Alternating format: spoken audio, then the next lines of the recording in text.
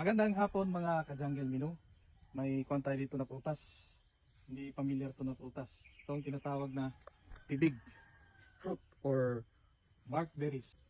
Ito ang emergency food sa jungle mga ka-jungle mino. Dapat alam natin yung mga prutas na marami tayong knowledge about sa mga prutas na nakakain pag nasa jungle tayo para makasurvive tayo mga ka-jungle mino. Sa indicator na may laso ng prutas is sobrang pait nito mga ka-jungle mino or lumalaban sa dila. Masakit sa dila yung lasa niya mga ka-jungle mino. Bago natin kinain to, syempre nag-research muna tayo mga ka-jungle mino. Kasi tayo. Ito ang pagkain mga ka-jungle mino. Yan, no?